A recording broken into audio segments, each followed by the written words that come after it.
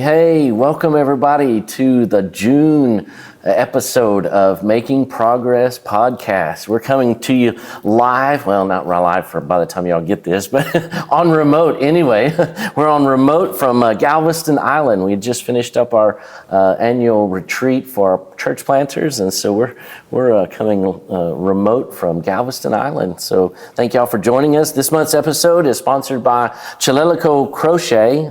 This is an amazing ministry that's created by one of our very own at the missions office, Anita Swain, that hand makes jackets and hats and newborn baby blessing kits for families in southern Zambia. Super amazing ministry. If you're interested in finding out more about Chilelico Crochet, you can go to the website, babyblessingkits.org. You can also find out how to donate there. I know they currently have some needs, some special needs there for filling some of these blessing kits. But you can also scan in the back of this month's issue of the Baptist Progress, you can scan the QR code and it'll take you directly to the Amazon wish list that they have there, and you can donate and contribute there as well. So what an amazing ministry, what an awesome blessing for us to be a part of or to be joined by and partner with that amazing ministry. And so I'm your host, Chris Driver, as always, and I've got two really special guests with us today. One that's with us all the time, and Brother Heith Mitchell. Just can't get rid of him. Yeah, that's right, I can't, no matter how hard I try. But he's there with us, and so, he's joining us, BMA Texas Missions Director, and then our special guest today, Rudy Villarreal. Sorry, so he's our BMA of Texas planter in Helotes, Texas, which is North San Antonio, right? Northwest San Antonio. Northwest San Antonio. All right, man. So welcome. Appreciate you guys being here today. We're going to have a great time. But I heard your kids a while ago, they were like, you tell the worst dad jokes ever. The best, worst dad jokes. I don't know how that goes, but so tell us, you gotta open us up with the best, worst dad joke you got. Best, worst. Okay, I just told this one. What is a pirate's favorite country? Argentina. I love it. Yeah, you got to sell that a little better, man. Argentina. Squint a little bit. That's good, man. That's pretty good. That's pretty bad too. I like the ketchup one, better, but that's okay. We'll go with that one. So, but welcome, man. We're glad. How are things going, man? Did you enjoy the retreat? Yeah, it's been great. We spent some time at the beach, which is always fun, in the water with the kids, and we had fun catching up with all the different planners and hearing all the great things that is going on in all the churches in BMA. Hanging out with these guys. So it's been a blessing. Always a blessing. Good time. I love our BMA family. Yeah, always a good time to get to rest and connect. That's what I love most about it. But we'll talk a little bit more about that here in just a second. But so, man, I hope you got your latest issue of the Baptist Progress, another wonderful, beautiful, publication. And so we're just going to walk you through that. And so obviously it's end of May when this thing came out, and that means graduation, man. Lots of graduations. The front cover page, just a beautifully done, just collage of just a lot of the churches celebrating their senior graduates. And so, man, it was so good. Hopefully next year we'll get more and more of the churches to contribute to that and tell us more about your kiddos that are graduating. I know it's a big time, and we just had ours a little bit late because one of the schools that we had kids from, they graduate and then they don't get to walk until they take a senior trip,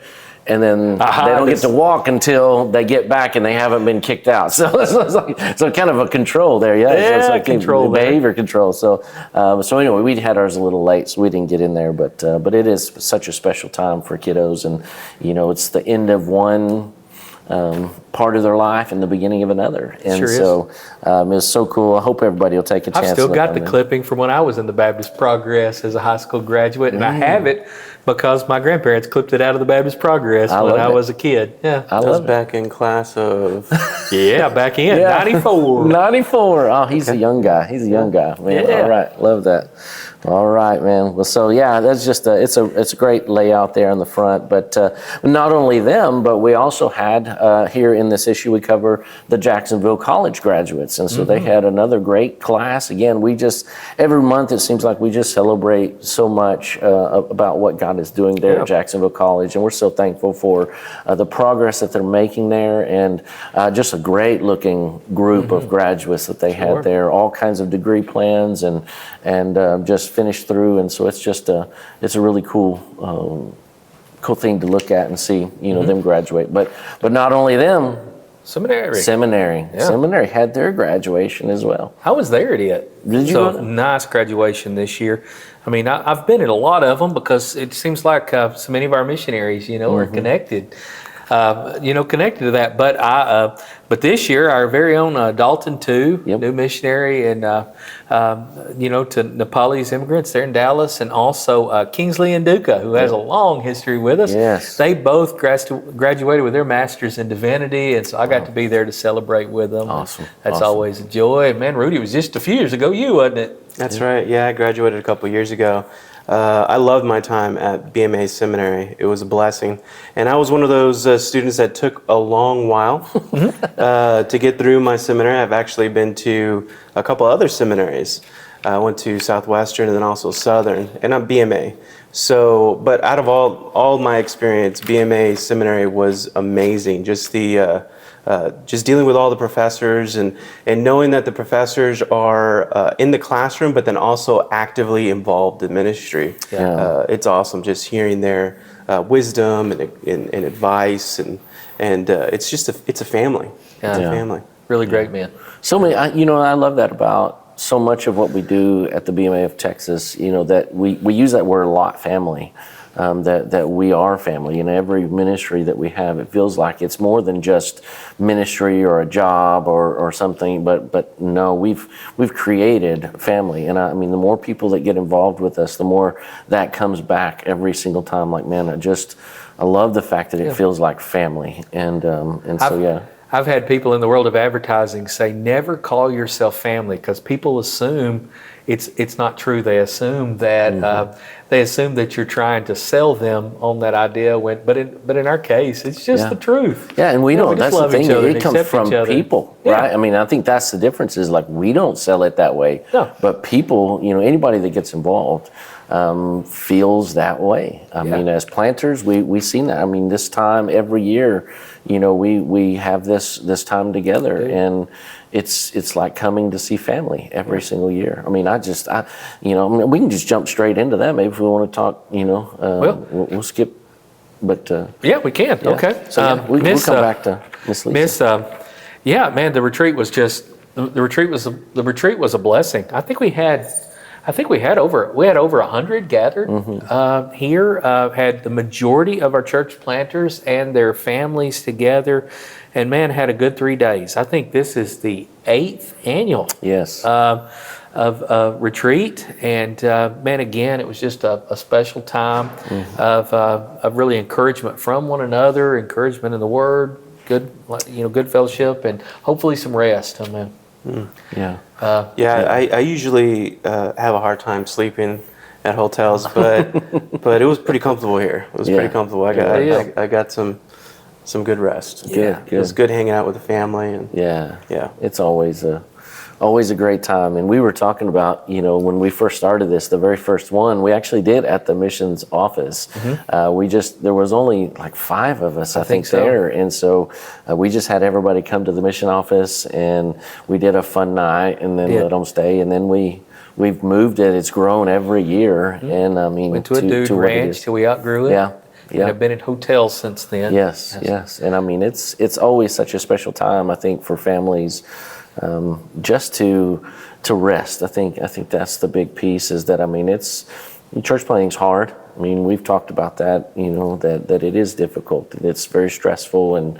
But more than that, again, to connect, and that's what always our vision was when we first started this, was to connect really not just us as planters and even our wives, but our families to the work that we're doing, that they're not in this alone, because sometimes we feel like we're actually out on an island, planting churches. And so you feel like you're disconnected in so many ways, sometimes in isolated pockets where you don't have a lot of, connection to other churches, and so, to be able to bring them here together, to connect them to, and some of the kids we've watched for 8 years grow up in this thing, man. So, growing, man. I know it, man. It's so amazing, man. I see them, and it's every year. I mean, because you don't see them all year long. You see them, and you're like, oh my gosh, they're grown, man. So, Chris's youngest is a grown man with him this time, and 20 years old. Like, so man, that's true. the youngest. And it's unique. It's unique for the BMA of Texas. A lot of the guys with us have said, other things they might have been a part of, maybe does something for the planter or maybe does something for the planter's wife. But a real gathering that includes their kids, I think, is pretty unique. It's also pretty hard to pull off, isn't it? It's complicated. So Elvis did a great job this year, man. I guarantee you. I was got a chance to kind of pass that on a little bit. So did it for 7 years, but I was so excited, man, to be able just to be a planter this year, and it's such a blessing. And it makes me really, proud of the last 7 years, because I didn't realize, how important it is, just to participate in this and just to rest. And so what a blessing to us and my family to come. And we actually brought 5 of our elders and their families this time. Yes. And so to connect them let them see what we're actually about. And I mean, every one of them was just like, this is special. This is really a special place. And they were loved, and every retreat we focus on the churches that have finished up their 5 years of support. And so this year there were three of those in Redemption Hill, in Fort Worth, the Bridge in Seagoville, and Oasis Church in Levelland. And on the year of the 5th, we always invite all of the elders and their families from that church, not just the planting pastor, but we want all of their leaders to get to come and be a part of that time. So I was so thrilled. I think 5 of your 6, you had one not make it. Mm-hmm. Yeah, one of our older ones didn't make it, but yeah, absolutely. So it was, and like I say, we're so isolated in West Texas, even more so than in other places, just geographically, that for them to realize, that man, they're part of something bigger, and that we're a family. I mean, as we continue to kind of press forward to not just planting Oasis, but all around West Texas, that they got a vision, kind of captured the vision of like, man, this is big. This is what we're doing is big, and it's about what God is doing bigger. And so you guys are kind of in that same place there in Helotes, right? And I mean, making something right in the middle, aren't you, man? Yeah. About 3 years. About 3 years in. I think it's 4 years. We're going to our 5th year. Oh, that's right. Yeah, really? Yeah. Okay. Yeah. So, but our trip over here, round trip's about 10 hours total. Y'all's is one way, 10 hours. 20 hours. So that's 20 hours? Yeah. Mm-hmm. So that's a lot of... that's road time. Galveston is often a favorite place for us to meet, but it couldn't be farther from the Panhandle. It's for sure. Very few places are farther for us. That's cool. It's really encouraging seeing these churches graduate. Like, it was a blessing just hearing the stories, hearing about God's just providence. Yeah. I've known Chris now for several years, and he's been a blessing to me, and Brad and Tim, and we've had phone calls together for many years, just listening to each other and praying for each other. So it's really cool to see them at this point. So yeah, it is, and it kind of gives us hope. I mean, I've watched guys come off for the last, and you go, okay, we can do this, right? Yeah. So you just keep trusting the Lord that God is planting His church. Christ said He would plant His church. He would grow it. And so as we are faithful, God does the work. And so we're excited about you. You got a new building or got a new meeting space, right? That's right. So we've been in the Lions Club now for, I think this is going on our 2nd month. We were meeting at a little community called Gray Forest. but now we're meeting in the Lions Club. It's right off of a main road, so we have more visibility. So we're really excited about that. And the Lions Club it's a real staple there in Helotes. They have a rockin' bingo night every week on Friday, and the place is packed.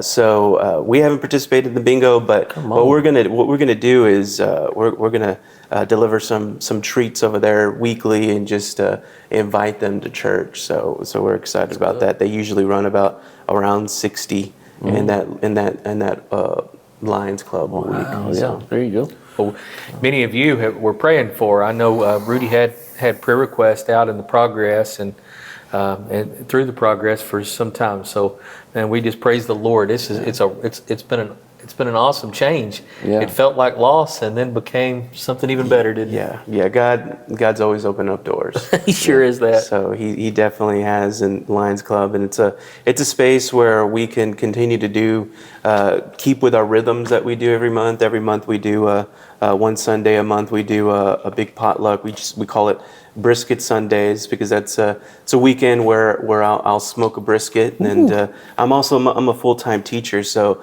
that weekend I know that I'm staying up late smoking that meat, and so I'm preparing the sermon for the next morning, and we have a nice lunch and with all the sides and fixing. We just ate lunch at Golden Corral, and I was just thinking, we at Golden Corral, it's one of those favorites because it has all the Baptist favorites. It's got the meatloaf, it's got the pot roast, it's got the fried chicken, and then what gets better than brisket. So that's right, man. We usually have a month, and it's really cool. Just although your brisket and Golden Corral's brisket are not anywhere near on the same page, I can testify that this man can cook a brisket. It is.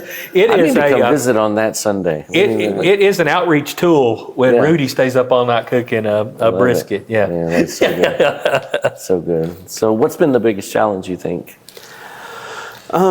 Recently, the getting into a building space has been one of our biggest challenges.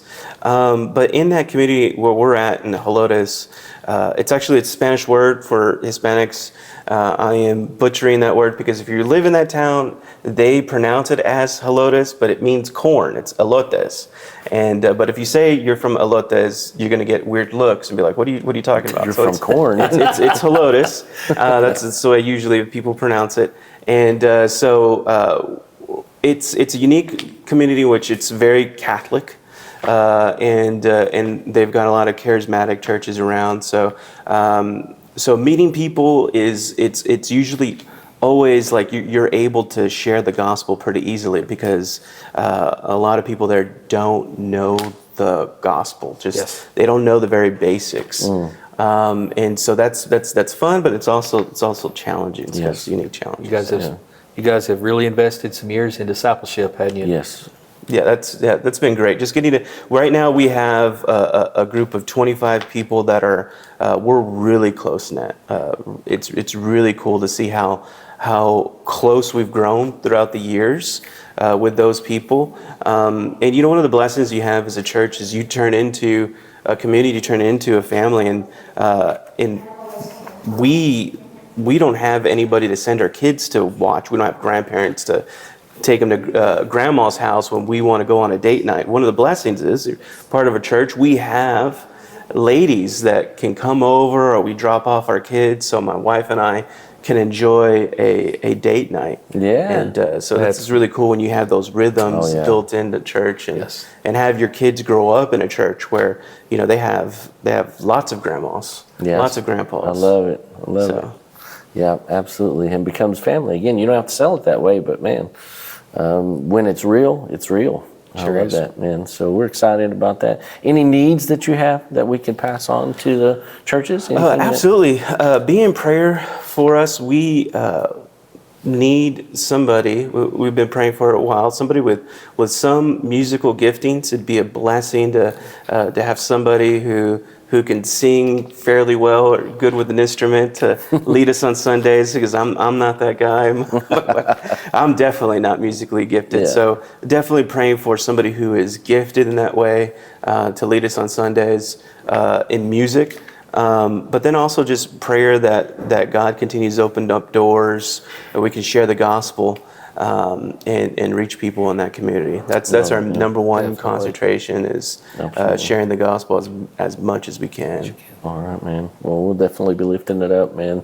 Thanks for all that you do, man. Like I say, been going down those roads, and but man, you're just killing it, man. I appreciate all your efforts. I know it hadn't been easy, and there's been, times and moments where it was didn't look like, man, what are we doing, man? So we as a church planter, we go through those times, but man, your perseverance and through all the things that you've done, man, it's big, man. It's big, and your people are going to be blessed because of it. So I appreciate it. One of the things that keeps me going as a church planter is to know that we have churches in our BMA family that are supporting us, that are praying for us.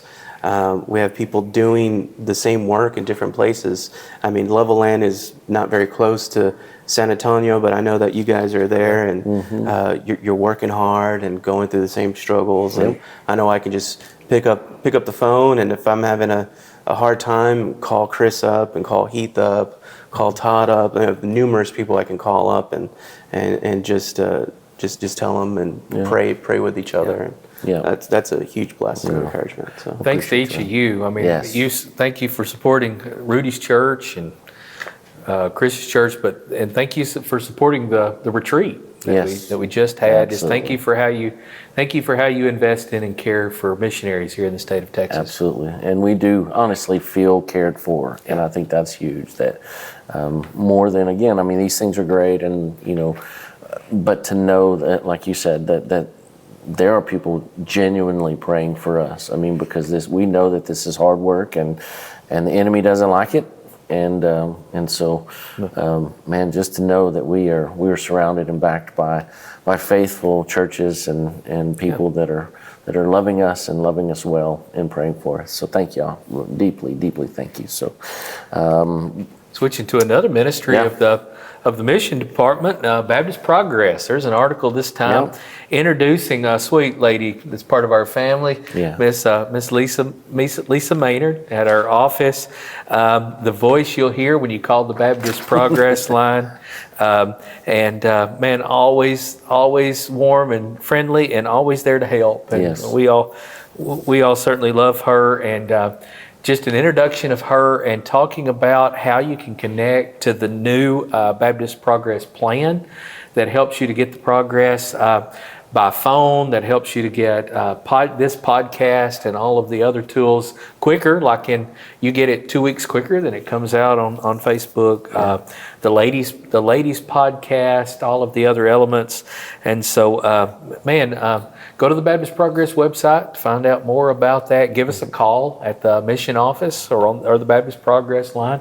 We'd be happy to help you. Absolutely. And I think all the changes that we've made, the better scrollable format for the digital, content is so much more user-friendly, and it can come directly to your phone, as opposed to email, which we know a lot of people don't email anymore. So, so right to your phone, you can click it and be able to scroll through it. It's really phone-friendly.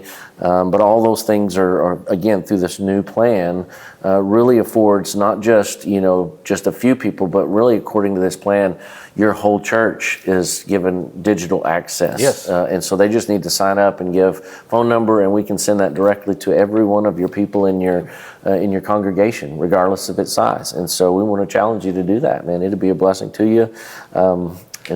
People of all ages are telling us that they really like getting the Baptist Progress on their phone. Yes, absolutely. So much easier. Much easier.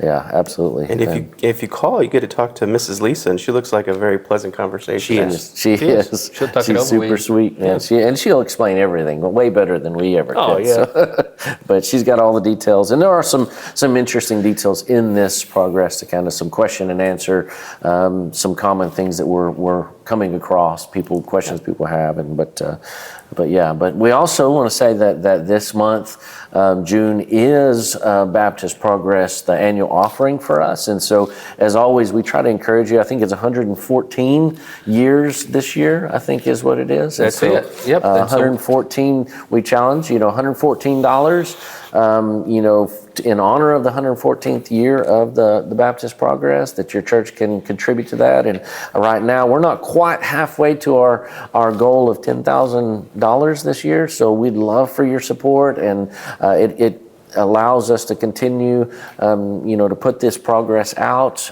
because it is on its own budget. It is, even though we're under the umbrella of the missions office, it is still carrying its own budget, and so we desperately need that help. And so I want to challenge you and ask you to consider giving that $114 towards that annual offering. But that'll move us on. TBHC, as always, Brother Jason wrote a great article again. He's had this series of just talking about comparing past practice, current. Exactly, how things have done in the past, and compared to what they're having to do now. And we know that there's been lots of changes, many that were completely out of their control, state rules and regulations that have changed, and so they've adapted and just really moved towards that focus of just the primary focus is foster care and adoption. And really wanting to make sure that they connect this to Christians, right, who will bring the hope of Christ into these kids' lives. And so really trying to get this into the churches to the point where we realize that our churches and our people are the greatest resource that they have for helping the kids that are part of this system. And so again, a great article here just challenging us that if we want to contribute, if we really want to participate in the ministry, right now that is the greatest thing that we can do, is work towards adoption and foster care in our churches themselves. And so if you need any more information about that, I know they would take that call and love to walk with you what that looked like or could look like in your churches, and how to connect them. I know he'd love to come visit with you, your people, and but it's an amazing ministry. It certainly is. Yeah. In 115 years. That's amazing. Yeah, absolutely. That's awesome. 115, and things have changed so much in 115 years for because it was the Texas Baptist Home for Children. Orphanage before that. Yeah, it was an orphanage. Texas Baptist Orphanage, and then Texas Baptist Home. Yeah, and then now because of state regulations, they can't have group homes, and so really the focus is really bringing hope.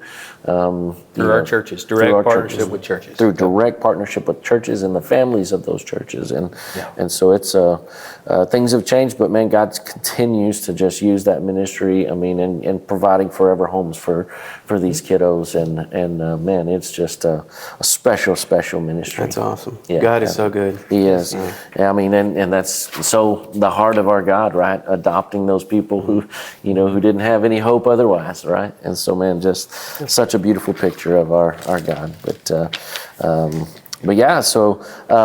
Trustees. Brother Eddie Marsh wrote a great article about the importance of trustees. He did. Why don't you share a little bit about trustees? I work with we work with them. And their impact. He wrote a really good article just highlighting how important the role of trustee is. But that's at the core of being BMA, and so a distinction for us is trustees are not appointed. Instead, they're elected at our annual meeting, and so trustees come from our churches. And these trustees make up governance for each of the ministries of the BMA. So any ministry of the BMA governed in this same way, typically by 13 trustees. Texas Missions has 13 trustees, and they're not just a stamp. They're involved. Absolutely. Thinking back over Texas Missions, they helped develop the vision and the values that we work under currently. They help develop the budget and help provide accountability to the budget we operate. They help, and they walk beside, holding us true through our policy and all of our training and all of our principles to our biblical foundation. They're very important to all we do. I look back, Chris, you were a trustee before you were a planter. Absolutely. And Before I came on to the missions yeah. office, yeah. We always have tried to expose trustees to the things in the world of missions, to the trainings and to the activities. And man, Chris, God really stirred him and gave him a mission bug, as a trustee of Texas Missions, and that's been true. We were thankful. The moderator of Texas Missions trustee body actually spent the retreat with us. Yes, and I know it was an encouragement to all of us. And Brother Nick Carey, who pastors Beacon Baptist Church in Bryan, Texas. Yeah. But couldn't be more thankful and really believe in the BMA's trustee model of governance. And we're thankful for those who serve. And you recognize that you can go to the BMA of Texas website and and literally fill out a form and volunteer and say, hey, I'm interested, in serving in this way. Yes. Or you could recommend somebody else to say, hey, my pastor or maybe somebody in my church has, could be a good trustee. And then the BMA nominating committee collects all of that and helps with kind of a vetting process to make sure that they're legally qualified. And so, thankful for trustees. Absolutely. And I love that distinction for us as BMA, that we do elect them, that it's not just somebody that we appoint, that we want or, like-minded or whatever, but that we have such a variety of men that serve on these boards, and women, I think. Too. Yes, many of the boards. The mission board has been made up of predominantly pastors, though sometimes missional staff at churches. But yes, there are ladies serving on TBHC board, and where a lot of times maybe members of churches have specialties that really will help those ministries to thrive through governance. And those great perspectives. I mean, it helps us be better. I mean, I think that's what I love so much about our guys is that, they're there to help us be better and to take care of us. And I think at another level as a planter to know that we have these guys that are really missional minded and love us and really are on our side and have our back. And it's a big deal. And I love that so much. And so there's a great article in here this month about the Masters Builders. Again, we're going to have a really special article next month. So you want to make sure you tune in for next month's issue. But they had built a really unique ark for a playground. I thought that was pretty amazing. I'd never seen that before. So beautiful I'm actually going, how can we get that come to our church? They'll do it. I know we just got a new building, so we might need something like that. So I've got a great idea. But anyway, just an amazing ministry. I mean, I love, we could talk about them all day long, but just their heart and their for just using their time, which is such a big resource in our society right now. I mean, and so these guys and their families just contributing time in their skills to do such amazing work around so many churches and certainly the camp gets the benefit of that as well. But speaking of camp, in our progress this month, there is a list of the camp dates for Daniel Springs, and we want to challenge you to go on there, get on the website for the at danielspringscamp.com/events, and you can get on there and see all of the camp dates. Got so many varieties, age groups. There's family camps. There's teen camps, preteen camps,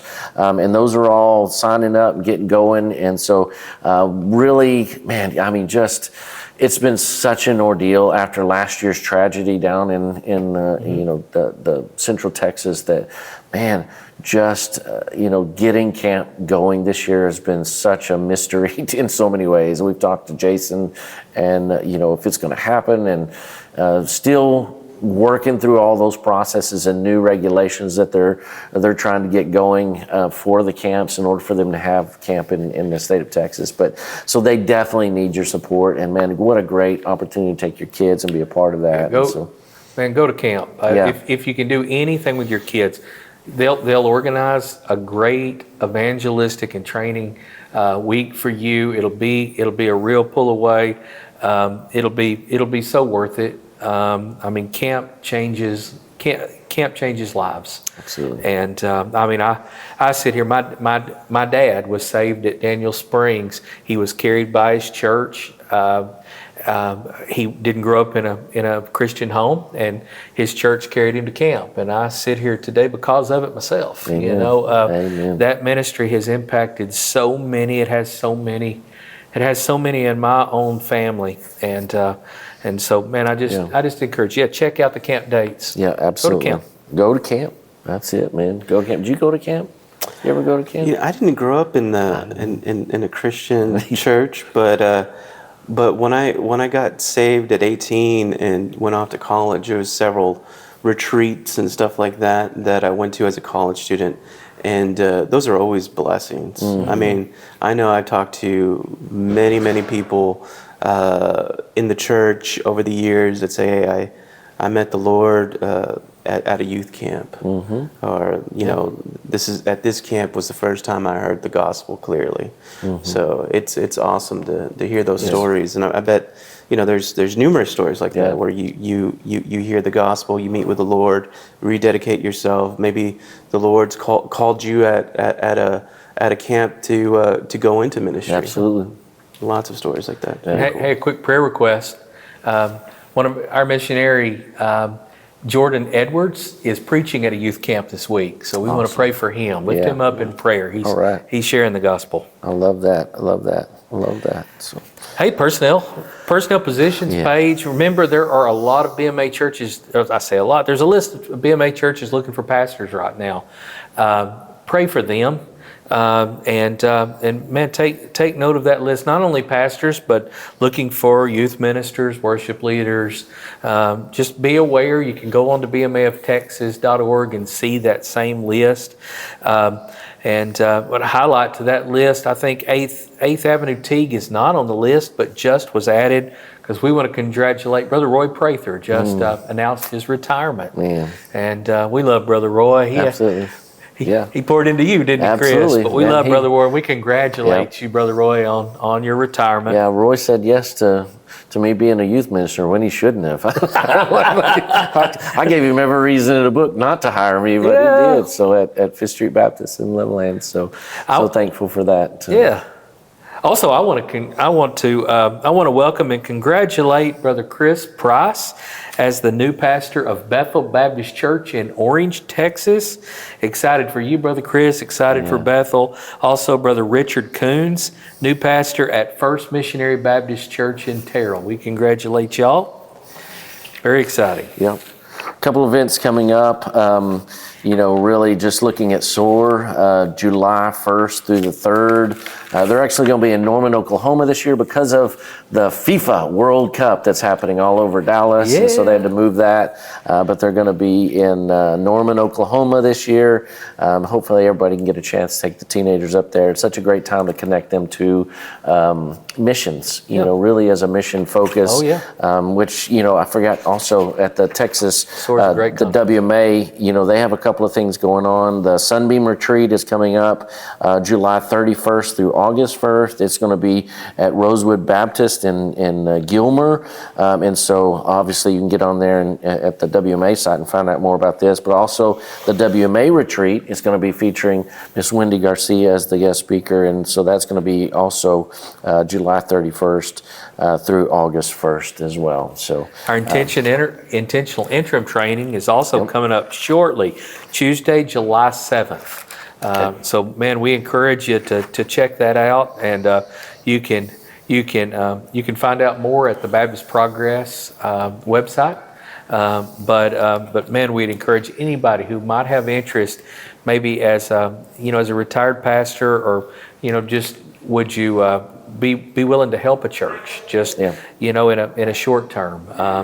Consider coming to the intentional interim training. All right. Would be a blessing. Okay.